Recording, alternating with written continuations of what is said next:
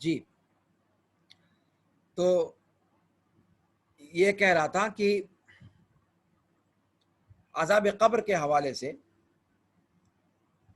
گفتگو چل رہی تھی ہماری، اور عذاب قبر کس پر ہوگا؟ کیا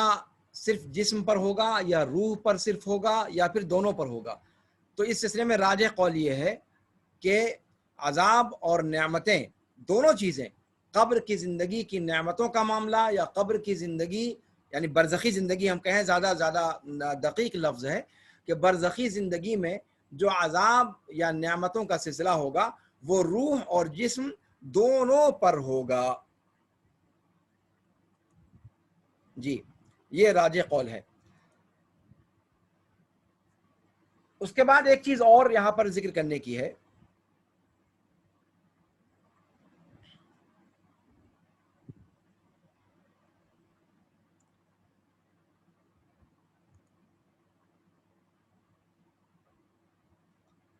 کہ عذاب قبر جو ہے یا قبر کی نعمتیں یہ مکلف انسان کے اوپر ہے، اور مکلف انسان یہ کہا جاتا ہے روح اور جسم دونوں کے مرکب کو، صرف روح کو انسان مکلف نہیں کہا جاتا اور نہ صرف جسم کو انسان مکلف کہا جاتا ہے۔ تو انسان مکلف ایسا شخص جس پر تکلیف جو تکلیف کی عمر کو پہنچ چکا ہے، یعنی جو بلوغت کی عمر کو پہنچ چکا ہے یا جو عقل رکھتے ہوئے اس دنیا میں رہا، جیسے پاگل شخص ہے تو ظاہر سی بات ہے بالغ ہونے کے بعد بھی اس پر عذاب و ثواب کا مسئلہ نہیں ہوگا، تو اسی لیے کہا مکلف انسان، اور مکلف انسان کہا جاتا ہے اس شخص کو جس کے جو جسم اور روح کے ساتھ موجود ہو۔ تو اس لیے عذاب قبر اور نعیم قبر کا جو معاملہ ہے وہ روح اور جسم دونوں پر ہوگا، اس پر نہیں کہ صرف روح پر یا صرف جسم پر، بلکہ دونوں پر ہوگا۔ جی جن لوگوں نے کہا کہ صرف روح پر ہوگا ان میں اہل سنت والجماعت میں سے بھی امام ابن حزم رحمہ اللہ گئے ہیں، اور باقی معتزلہ، اشاعرہ اور جو دیگر باطل فرقے ہیں اہل بدعت کے، ان لوگوں کا یہ قول ہے کہ صرف روح پر ہوگا، لیکن صحیح قول یہ ہے کہ نعمتیں اور عذاب روح اور جسم دونوں پر ہوگا۔ جی ایک قول بعض لوگوں نے یہ ذکر کیا ہے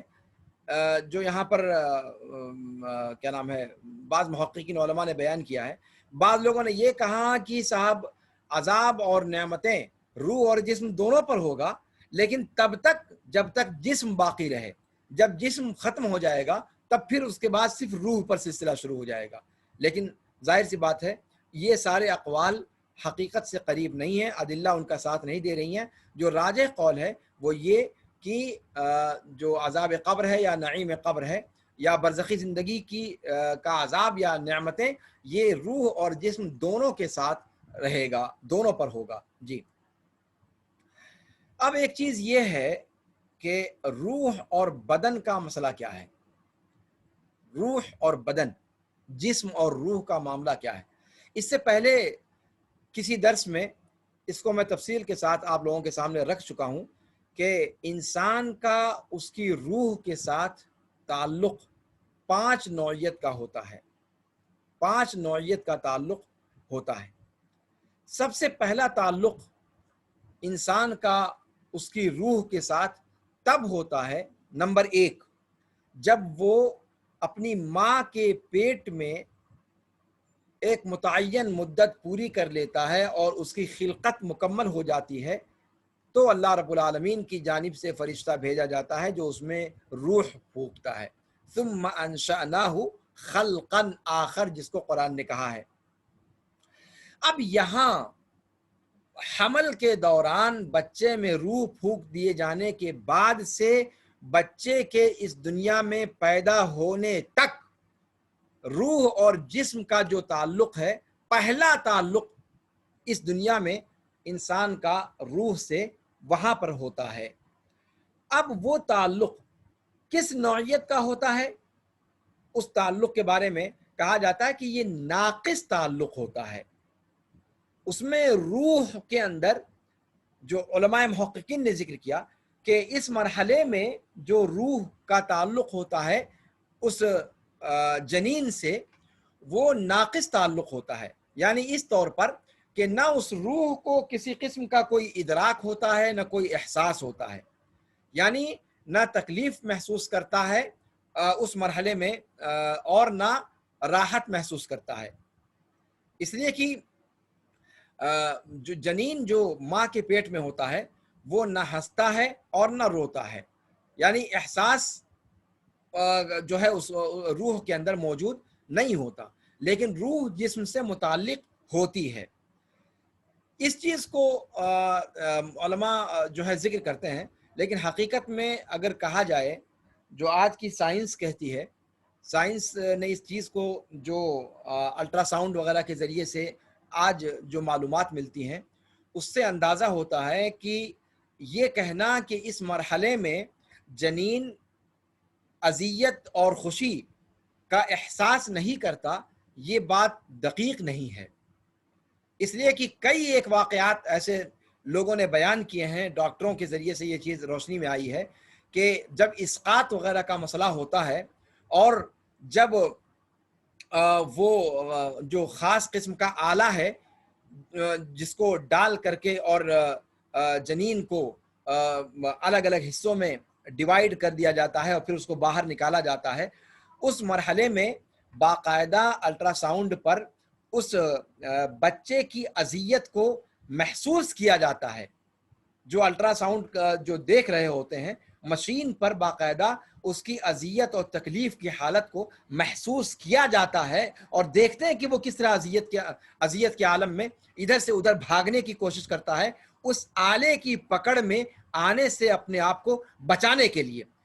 تو یہ کہنا کہ اس مرحلے میں جنین کی حالت میں وہ بچہ احساس و شعور سے عاری ہوتا ہے، یہ بات بہت دقیق نہیں لگتی۔ ہاں یہ صحیح ہے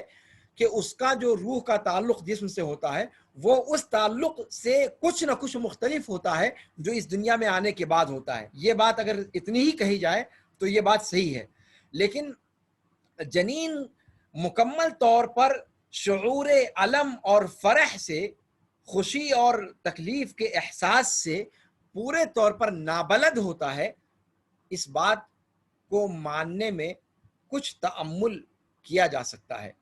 بلکہ آپ کو معلوم ہوگا کہ ہندوستان کا مشہور سائنسداں جس نے پودوں میں زندگی ہونے کی تھیوری پیش کی تھی، اس نے باقاعدہ اس چیز کا ذکر کیا تھا کہ پودوں کو جب اس کی جڑ سے اکھیڑ دیا جاتا ہے یا اس کو جب کیا نام ہے پانی اور غذا میسر نہیں آتی، وہ سوکھنے لگتا ہے، تو باقاعدہ پودوں کے اندر بھی فرح اور تکلیف کے احساس کو باقاعدہ اس نے محسوس کیا۔ تو جب ان چیزوں میں وہ احساس موجود ہے جس کے اندر، تو نمو جس کے اندر بھی پایا جاتا ہے اس کے اندر کہیں نہ کہیں احساس ہوتا ہے، لیکن وہ احساس کی نوعیت الگ ہوتی ہے۔ تو یہاں بھی جنین کے اندر جو ہے جو شعور اور احساس کے نہ ہونے کی بات بعض علماء نے ذکر کی ہے وہ دقیق نہیں لگتی، اللہ عالم۔ تو یہ روح اور بدن کا پہلا تعلق ہے جو جنین کی حالت میں یا حمل کی حالت میں بچے کے جسم کے ساتھ جڑتی ہے۔ دوسری حالت ہوتی ہے روح کے تعلق کی جسم کے ساتھ ولادت کے بعد، جب حضرت انسان اس دنیا میں پدھارتے ہیں، جب اس دنیا میں تشریف لاتے ہیں، تو وہاں سے روح اور جسم کا دوسرا تعلق شروع ہو جاتا ہے۔ اپنی گفتگو ہم جاری رکھیں گے، لیکن یہاں پر بیچ میں حضرت ولید اشارہ کر رہے ہیں کہ حاضری کا جو فارم ہے وہ آپ لوگوں کے درمیان بھیج دیا گیا ہے، آپ لوگ حاضری اپنی آج کی درج کر لیں تاکہ آپ کی شمولیت درج ہو جائے۔ جی، تو دوسرا تعلق روح کا جسم کے ساتھ ان بچے کی ولادت کے بعد ہوتا ہے، اور پھر اس دنیا میں آنے کے بعد روح اور جسم اکٹھا جب ہوتے ہیں اس دنیا میں، تو اس کے بعد روح کے اندر ادراک اور معلومات کا دائرہ دھیرے دھیرے بڑھتا چلا جاتا ہے، اور پھر وہ توحید اور شرک کو سمجھنے لگتے ہیں وغیرہ وغیرہ، اور پھر سماج اور سوسائٹی اس پر ٹھپا لگا دیتے ہیں، یہودی کا، نصرانی کا یا مجوسی کا، جیسا کہ احادیث میں آیا ہے، جب صحیح فطرت سے اس کو پھیر دیا جاتا ہے۔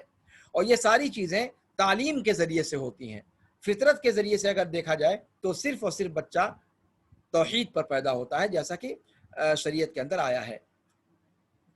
اور اس سلسلے میں ایک چیز یہاں پر یہ ذکر کرنے کی ہے کہ اس دنیا میں جب بچہ پیدا ہوتا ہے اور اس وقت جو روح اور جسم کا تعلق ہوتا ہے، اس میں روح تابع ہوتی ہے اور بدن متبوع ہوتا ہے، یعنی بدن کو اولویت حاصل ہوتی ہے، بدن جس طرح سے چاہے اس طریقے سے روح اس کے تابع ہو کر رہتی ہے۔ یہ چیز جو ہے اس مرحلے میں اس چیز کو ذہن میں رکھیے گا کہ جو محسوس زندگی ہے وہ بدن کے لیے ہوتی ہے، اور غیر محسوس زندگی وہ روح کے لیے ہوتی ہے۔ یعنی کیسے؟ مطلب یعنی روح جو ہے وہ ہے، لیکن بدن جو ہے وہ بچپن سے انسان دھیرے دھیرے بڑھتا جاتا ہے، اس کے جسم کے اندر نمو آتا چلا جاتا ہے، اور صلاحیتیں جسم کی بڑھتی چلی جاتی ہیں، برداشت اور تحمل جسم کا بڑھتا چلا جاتا ہے، صلاحیتیں اور معلومات جسم کی بڑھتی چلی جاتی ہیں۔ تو یعنی اس دنیا میں جو روح اور جسم کا تعلق ہے، اس میں جسم کو فوقیت حاصل ہے، روح اس کے تابع ہے۔ اس کے بعد تیسرا تعلق ہوتا ہے جو برزخی زندگی میں روح کا جسم کے ساتھ، کہہ تو چکا، روح کا بدن کے ساتھ برزخی زندگی میں جو تعلق ہوتا ہے، یہ تیسرا تعلق ہے، اور یہ اس دنیاوی زندگی کے بالکل برعکس ہوتا ہے،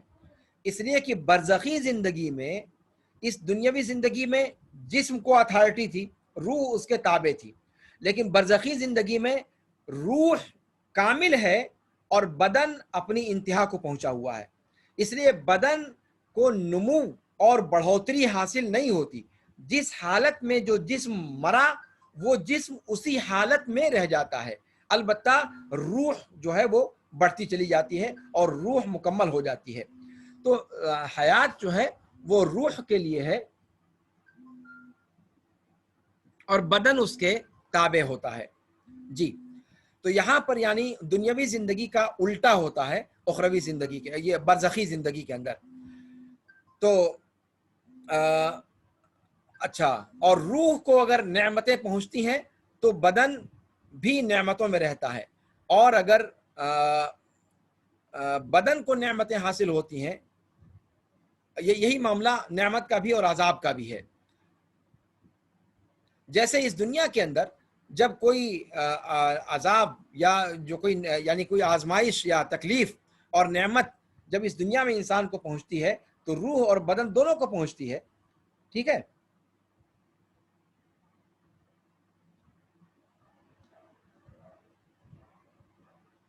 اور روح کو جو پہنچتی ہے وہ بدن سے تعلق ہونے کی وجہ سے پہنچتی ہے اس دنیا میں، اور برزخی زندگی میں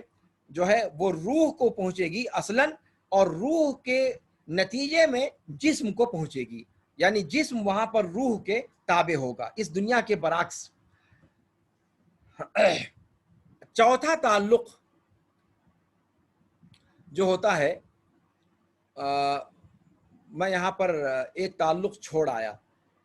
برزخی زندگی کا جو تعلق ہے اس سے پہلے روح اور جسم کا ایک تعلق ہوتا ہے حالت نوم میں، جب انسان سو رہا ہو، جب انسان سو رہا ہو اس وقت روح اور جسم کا جو تعلق ہوتا ہے، یہ تیسری نوعیت کا تعلق یہ ہے، اور چوتھی نوعیت کا برزخی ہے جس کو میں نے پہلے ذکر کر دیا۔ تو یہ حالت نوم میں دیکھیں آپ کہ انسان تکلیف محسوس کرتا ہے، اذیت محسوس کرتا ہے، لیکن اچھا کبھی کبھی خواب میں دیکھتا ہے کہ وہ پانی میں ڈوب رہا ہے، کبھی وہ دیکھتا ہے کہ صاحب آگ میں جل رہا ہے، اور نہ صرف یہ کہ وہ دیکھ رہا ہوتا ہے بلکہ اس کے منہ سے چیخیں بھی نکل پڑتی ہیں، اس کے بدن سے آہ بھی نکلتی ہے، یہ بھی آپ نے محسوس کیا ہوگا، جبکہ جسم ایک جگہ پڑا ہوا ہے، اس کی خوابگاہ میں اس پر ظاہری طور پر کوئی اثر نہیں دکھائی پڑتا۔ تو یہ تعلق روح اور جسم کا ہوتا ہے جو نیند کی حالت میں ہوتا ہے. اچھا چوتھا تعلق بتایا کہ برزخی زندگی کا تعلق ہوتا ہے, اور پانچواں تعلق ہوتا ہے آخری آخرت کی زندگی میں, جب انسان کو قیامت کے دن دوبارہ زندہ کیا جائے گا.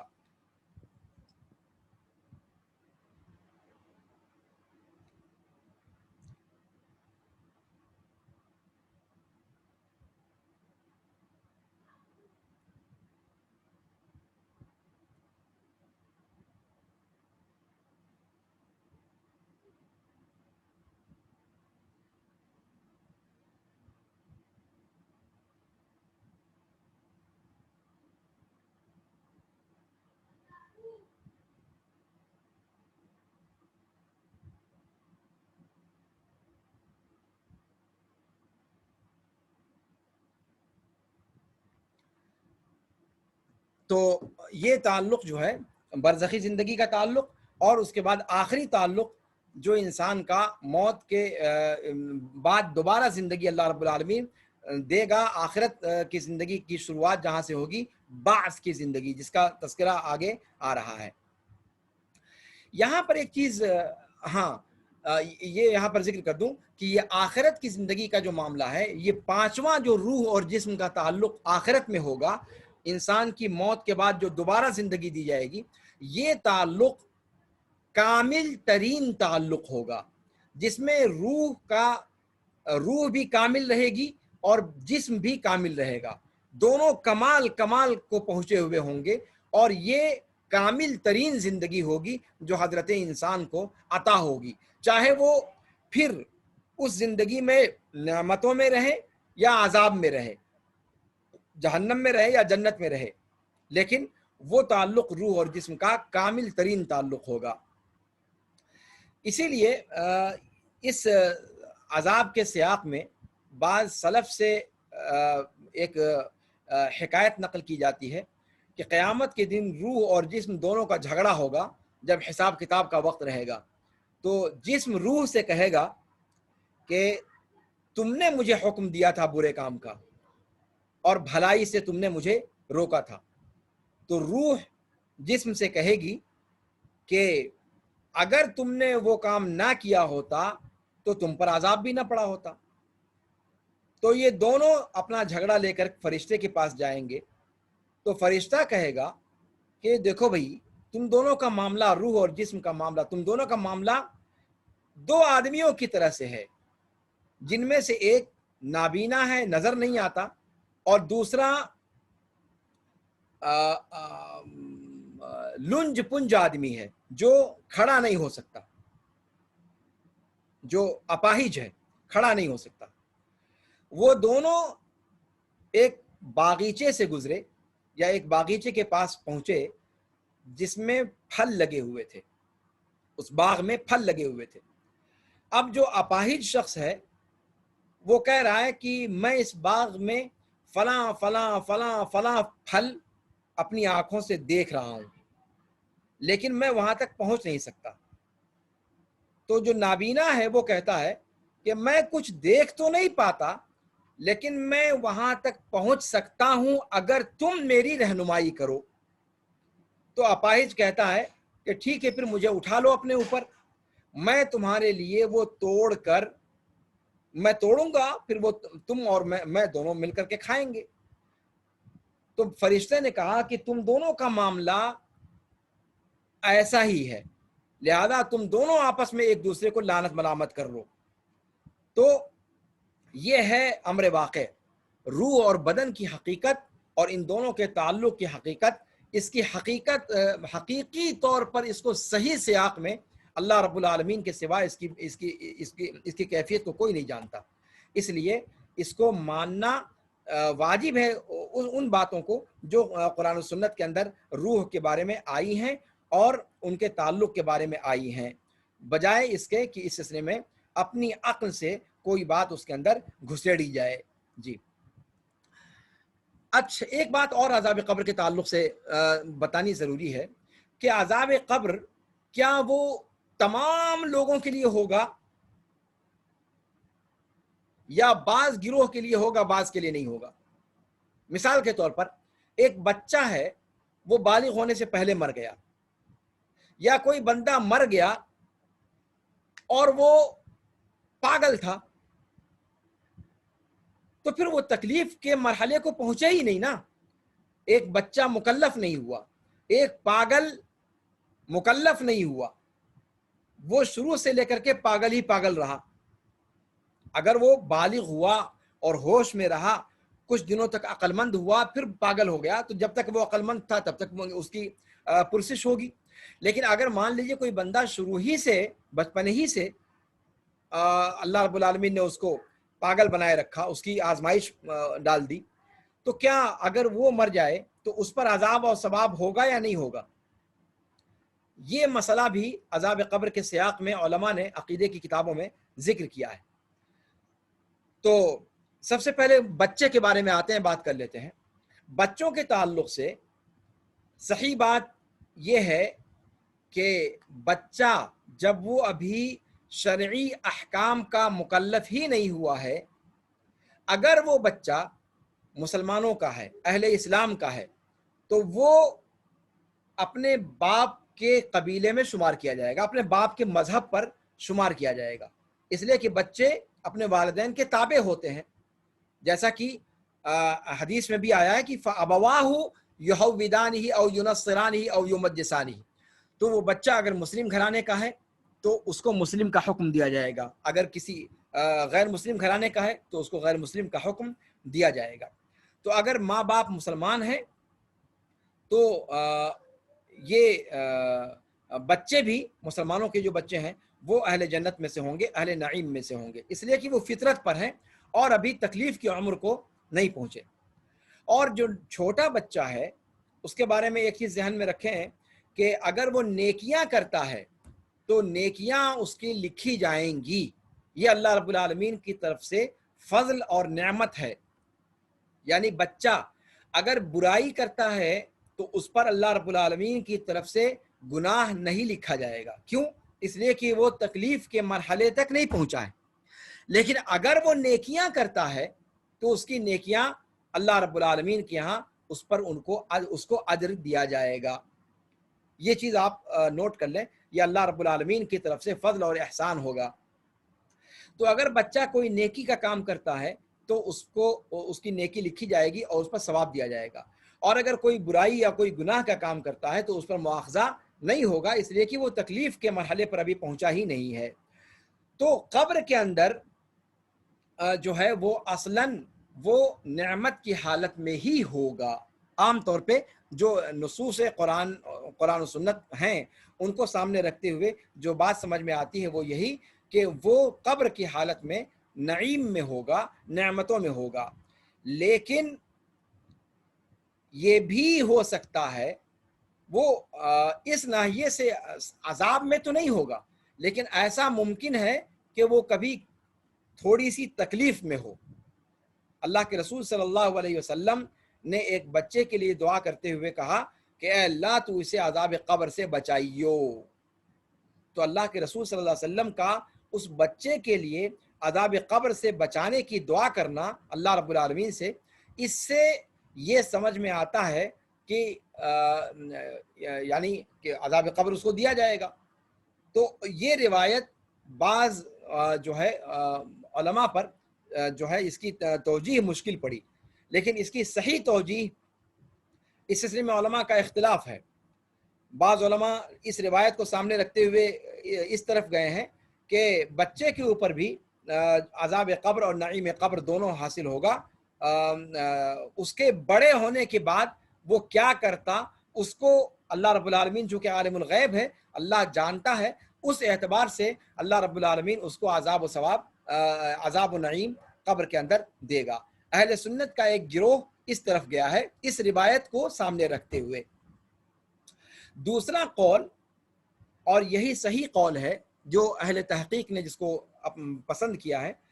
کہ یہاں عذاب جو امام اللہ کے رسول صلی اللہ علیہ وسلم نے فرمایا ہے, اس سے مراد وہ عذاب نہیں ہے جو مکلف لوگوں کو, بڑے لوگوں کو دیا جائے گا,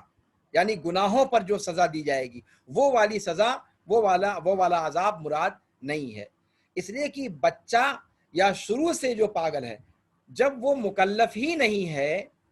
تو اس کو عذاب کیسے دیا جا سکتا ہے؟ یہ تو پھر ظلم ہو جائے گا، اور اللہ رب العالمین ظلم نہیں کرتا۔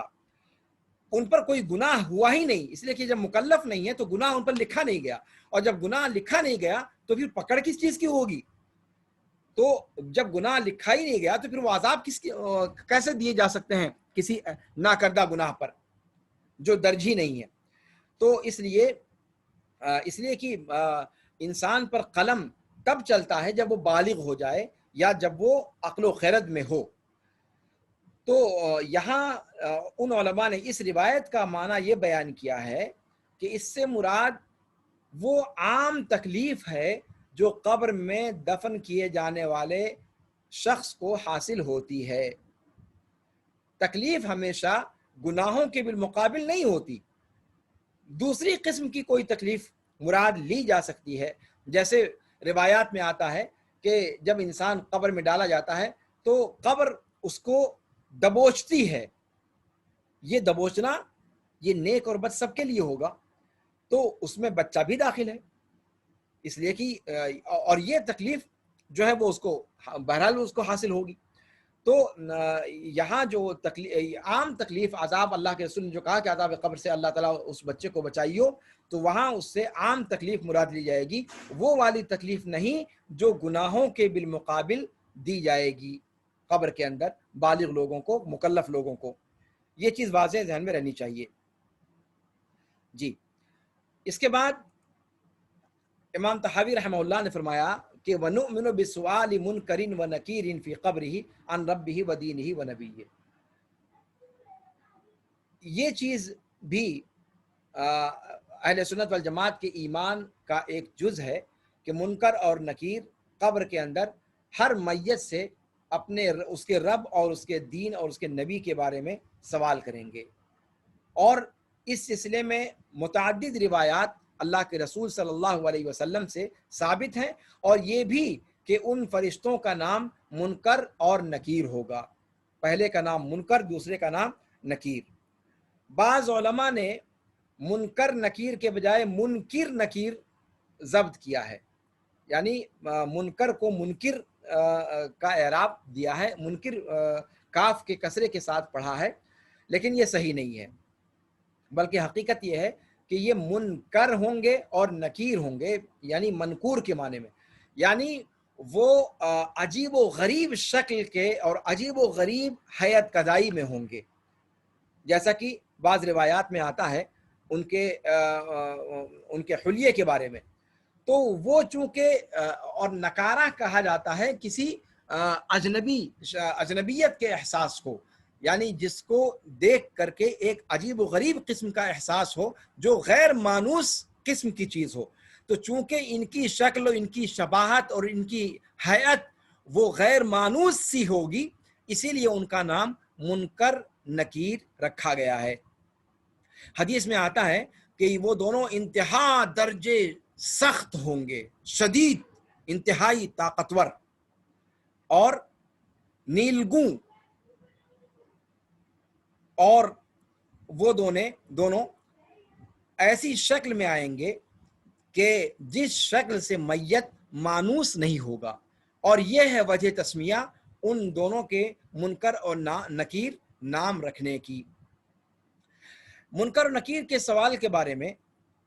اللہ کے رسول صلی اللہ علیہ وسلم سے ڈھیر ساری روایات آئی ہیں، اور اس پر ایمان رکھنا واجب ہے، لیکن معتزلہ، فلاسفہ اور متکلمین کے بعض گروہوں نے عذاب یہ قبر کے فتنے کا انکار کیا ہے، اور وہ یہ کہتے ہیں کہ یہ احاد کے ذریعے سے ثابت ہے، اس لیے اس کو نہیں مانیں گے، جیسا کہ اس کی تفصیل گزری ہے۔ لیکن یہ مسئلہ بھی کہ منکر نکیر کے ذریعے سوال جواب ہوگا اور اس کے بعد عذاب اور ثواب ہوگا، نعمتیں ہوں گی، اس مسئلے کو عقیدے میں ذکر کیا گیا ہے، اس لیے کہ یہ غیبی امور میں سے ہے اور نصوص میں اس کی دلالت موجود ہے، اور بعض فرقوں کی اس کے مخالفت کرنے کی وجہ سے ان 3 وجہوں سے اس مسئلے کو عقیدے میں ذکر کیا گیا، جیسا کہ اس سے پہلے بتایا جا چکا ہے۔ سوال جو یہ فرشتے جو سوال کریں گے وہ 3 چیزوں کے بارے میں کریں گے، رب کے بارے میں، دین کے بارے میں اور نبی کے بارے میں۔ جو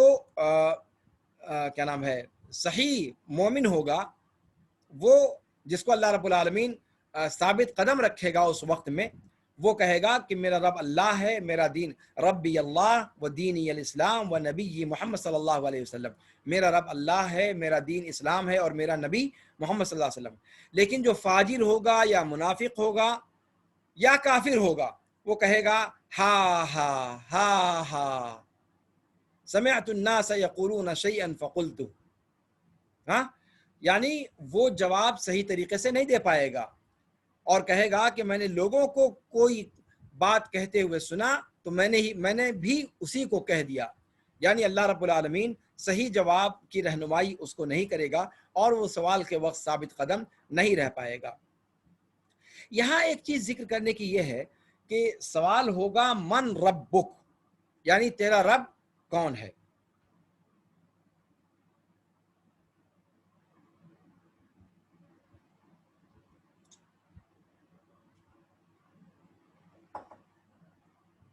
تیرا رب کون ہے؟ کیا اس سے یہ سمجھا جائے کہ اللہ رب العالمین یہ قبر کے اندر منکر نکیر توحید ربوبیت کے بارے میں سوال کریں گے؟ نہیں، یہاں پر یہ بات وضاحت کر دینی بہت ضروری ہے کہ یہاں رب بمانا معبود ہے، یہاں من ربک سے مراد من معبودک، یہاں یہ نہیں پوچھنا مقصد ہے کہ تم رب کسے مانتے تھے، پوچھنا یہ مقصد ہے کہ تم پرستش کس کی کرتے تھے۔ ربوبیت نصوص کے اندر کبھی کبھی بولی جاتی ہے اور اس سے مراد الوہیت کو لیا جاتا ہے جب سیاق اس چیز کا تقاضا کرے، اور یہاں پر سیاق اس بات کا متقاضی ہے کہ یہ معنی مراد لیا جائے، اس لیے کہ اگر یہ معنی مراد نہیں لیتے، اگر ہم رب کو رب کے معنی میں رکھتے ہیں تو رب کا مطلب ہوا کہ جو خالق ہے، رازق ہے، محیی ہے، ممیت ہے، جو پناہ دیتا ہے اور جس پر پناہ نہیں دی جا سکتی وغیرہ وغیرہ، جو خالقیت کے اوصاف میں سے ہے، تو ان سب چیزوں کا تو مشرکین بھی اقرار کرتے تھے۔ تو سوال ان کے اس کے بارے میں تو سوال ہے ہی نہیں۔ اگر اس کے بارے میں سوال مقصد ہوتا تو اللہ کے رسول صلی اللہ علیہ وسلم کو بھیجا کیوں جاتا؟ یہ تو آلریڈی مشرکین مکہ پہلے سے مانتے تھے۔ تو اس کا مطلب یہ ہوا کہ من ربک جو یہاں سوال ہوگا اس سے مراد من معبودک ہے، یعنی من تعبد، تم پرستش کس کی کرتے تھے، یہ مراد لیا جائے گا، اور یہی آزمائش کا محک ہے جس میں جنتی اور جہنمی کا فیصلہ ہوگا، ورنہ ربوبیت کا معاملہ وہ تو ان کے ہاں مختلف فی تھا ہی نہیں، اس لیے اس کے پوچھے جانے کا کوئی مطلب نہیں بنتا۔ تو یہاں ربک سے مراد معبود ہے، رب سے مراد معبود ہے۔ اور ایک چیز یہاں یہ بھی ذکر کی جاتی کہ رب کہا کیوں گیا؟ پوچھنے میں ڈائریکٹ معبود بھی تو کہا جا سکتا تھا۔ تو اس سلسلے میں آپ دھیان دیجئے کہ قرآن نے بھی جو سب سے پہلا حکم دیا ہے وہاں رب ہی ذکر کیا، یا ایھا الناس اعبدوا ربکم الذی خلقکم والذین من قبلکم لعلکم تتقون، یعنی ربوبیت عبودیت تک پہنچانے کا ذریعہ ہے، ربوبیت کا صحیح ادراک انسان کو الوہیت تک پہنچا دیتا ہے۔ تو گویا یہ سوال گویا اس کے اندر یہ اشارہ ہے کہ حقیقی معنوں میں رب تم نے مانا ہی نہیں، اس لیے کہ حقیقی معنوں میں اگر رب مانا ہوتا تو پھر رب ہی کو معبود بھی سمجھتے، لیکن رب کو ہی معبود نہ سمجھنا اس بات کی واضح دلیل ہے کہ تم نے رب کو رب سمجھا ہی نہیں، لہذا تمہارا یہ کہنا کہ ہم رب کو مانتے ہیں وہ دعویٰ حقیقت کے معیار پر، کسوٹی پر کھرا نہیں اترتا۔ یہ پیغام دینا بھی مقصود ہے۔ اگلا سوال جو فرشتے کریں گے، ما دینک، یعنی وہ کون سا دین ہے جس کو تم مذہب کے طور پر اختیار کرتے تھے؟ تو اگر وہ توحید پرست ہوگا تو وہ کہے گا کہ ہمارا دین اسلام ہے، اور اگر وہ بت پرستی وغیرہ میں مبتلا ہوگا تو پھر وہ ہا ہا لا ادری کہے گا اور صحیح جواب کی رہنمائی اس کو نہیں مل سکے گی۔ یہاں پر ایک نقطہ یہ محققین علماء نے بیان کیا ہے کہ کیا یہ سوال صرف امت محمدیہ سے کیا جائے گا یا پھر ساری کی ساری امتیں جو ہیں آدم علیہ السلام سے لے کر اور قیامت تک ساری امتوں سے یہ سوال قبر کے اندر کیا جائے گا. اور اس کی وجہ یہ ہے کہ بعض حدیثوں میں آیا ہے کہ اللہ کے رسول صلی اللہ علیہ وسلم نے فرمایا کہ انہو اوحی الی ان ہذہ الامہ تبتلی فی قبورہا، کہ مجھ پر وحی کی گئی ہے کہ یہ امت اپنی قبروں میں مبتلا آزمائش کی جائے گی. تو یہ امت کا جو لفظ یہاں پر آیا ہے، اس سے بعض لوگوں نے یہ وہم پیدا کر لیا کہ یہ سوال صرف امت محمدیہ کے کیا نام ہے لوگوں سے ہوگا، چاہے پھر وہ امت اجابہ میں ہو یا امت دعویٰ میں ہو. لیکن صحیح بات یہ ہے کہ یہ سوال ساری کی ساری امتوں سے ہوگا، اس لیے کہ کوئی دلیل ایسی نہیں ملتی کہ یہ سوالات صرف امت محمدیہ سے کیے جائیں گے. اور یہ جو روایت ہے انہ اوحی الی ان ہذہ الامہ تبتلی فی قبورہا، یہ تخصیص کو نہیں چاہتی، اس لیے کہ اس کا کوئی مفہوم مخالف نہیں ہے. تو اس امت کے لیے اس کا اس بات یہ نہیں اس پر دلالت نہیں کرتا کہ یہ اس بات اسی امت کے لیے مختص ہے. ایک چیز اور کہ منکر نکیر کا جو سوال ہے وہ امت اجابت سے صرف ہوگا یا امت دعوت سے بھی ہوگا. دوسرے لفظوں میں کیا نام ہے مسلمانوں سے صرف کیا جائے گا یا مسلمانوں سے بھی اور غیر مسلموں سے بھی کیا جائے گا. اس سلسلے میں بھی علماء کے اقوال ملتے ہیں، جن میں صحیح قول یہ ہے کہ ہر مکلف سے سوال کیا جائے گا، ہر بالغ شخص سے سوال کیا جائے گا جو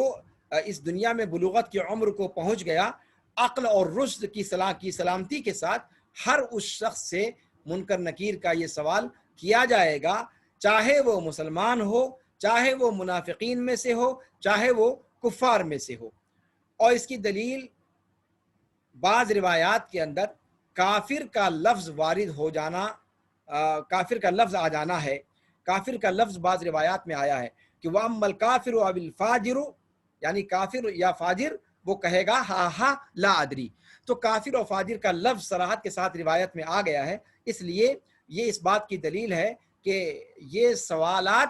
امت دعوت اور امت اجابت دونوں کے ساتھ دونوں سے کیے جائیں گے، یعنی تمام امتوں سے کیے جائیں گے اور امت محمدیہ میں بھی مومن اور غیر مومن دونوں سے کیے جائیں گے، یعنی مومن، منافق اور کافر ان تمام سے یہ سوالات کیے جائیں گے. اس لیے کہ جو کچھ بھی حیات برزخی میں اس کے بعد ہونا ہے، اچھائی یا برائی، ان کا مدار انہی سوالات کے جوابات پر ہے، لہذا یہ سوال سب سے کیا جائے گا. اس کے بعد امام طحاوی رحمہ اللہ نے فرمایا کہ وَالْقَبْرُ رَوْضَةٌ مِّن رِيَاضِ الْجَنَّةِ أَوْ حُفْرَةٌ مِّن حُفَرِ النِّيرَانِ، کہ قبر جنت کی کیاریوں میں سے ایک کیاری ہے یا پھر جہنم کے گڑھوں میں سے ایک گڑھا. یہاں پر امام طحاوی رحمہ اللہ جیسا کہ میں نے ذکر کیا احادیث کی طرف اشارہ کر رہے ہیں، جو احادیث نعیم قبر اور عذاب قبر کو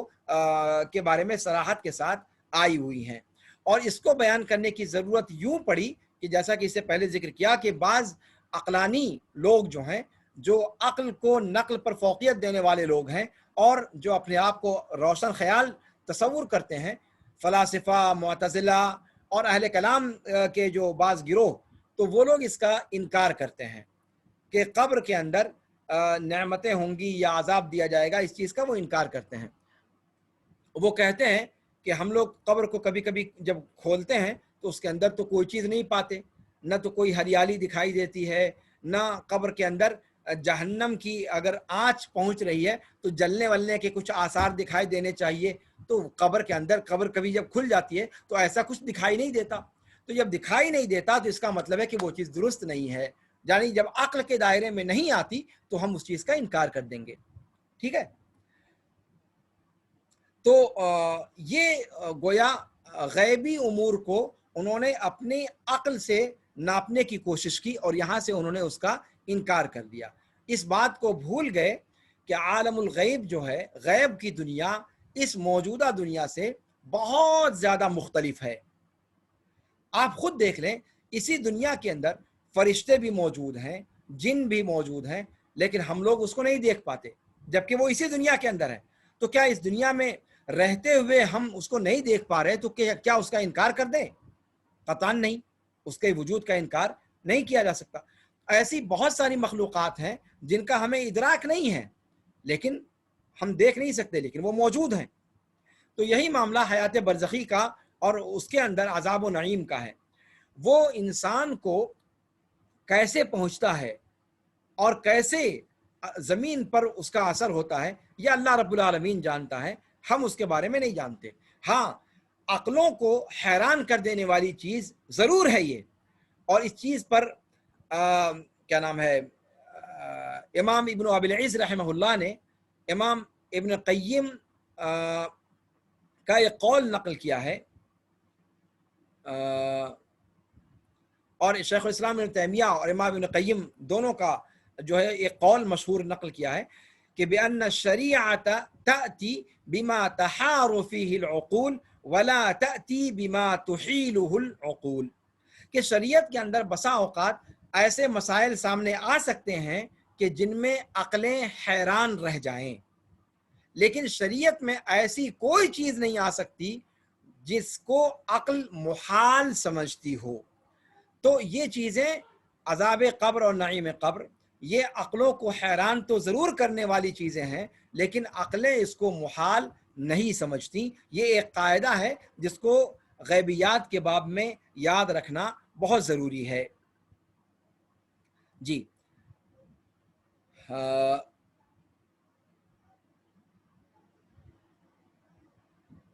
اسی بنیاد پر امام ابن تیمیہ رحمہ اللہ نے اپنی مشہور کتاب درء تعارض العقل والنقل لکھی ہے کہ صریح معقول صحیح منقول کے موافق ہی ہوگا، کبھی اس کا الٹا نہیں ہو سکتا۔ جہمیہ، معتزلہ اور فلاسفہ اور جن لوگوں نے اس کا انکار کیا ہے، صرف اس بنیاد پر کہ عقل کے دائرے میں یہ چیز نہیں آتی، یہ چیز درست نہیں ہے۔ اور ان لوگوں کو اللہ رب العالمین نے اسی دنیا میں اس کی مثالیں دکھلا دی ہیں۔ دیکھیے آپ، حالت نوم میں، سونے کی حالت میں انسان پتہ نہیں کیا کیا چیزیں دیکھ رہا ہوتا ہے، اور اس کے پاس دوسرا آدمی موجود ہوتا ہے اور وہ ان ساری تفصیلات سے بالکل آگاہ نہیں ہوتا۔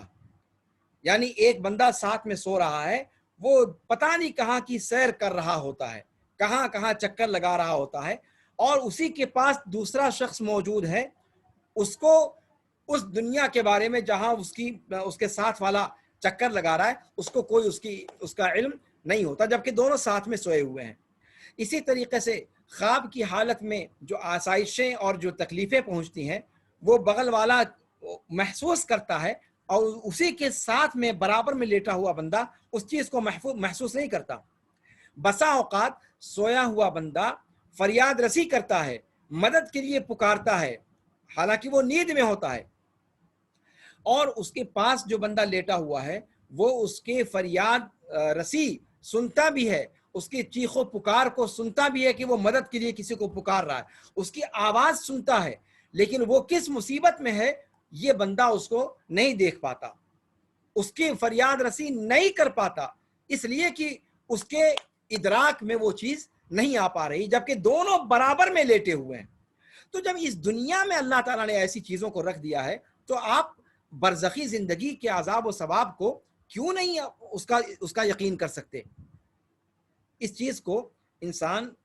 یہ کہہ سکتے ہیں کہ عقل اس میں حیران رہتی ہے، لیکن اس پر عقل اس کو محال سمجھے، ایسی بات نہیں ہے۔ اس لیے غیبیات میں صحیح مسلک یہ ہے کہ اس پر انسان کو ایمان اور یقین رکھنا چاہیے۔ وقت زیادہ ہو گیا، اور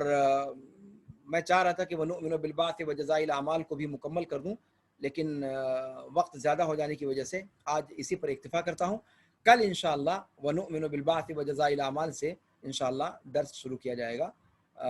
هذا وصلی اللہ وسلم علی نبینا محمد وعلی آلہ وصحبہ اجمعین،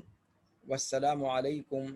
ورحمۃ اللہ تعالی وبرکاتہ۔ سبحانک اللہم وبحمدک، اشہد ان لا الہ الا انت، استغفرک و اتوب الیک. والسلام علیکم ورحمۃ اللہ تعالی وبرکاتہ.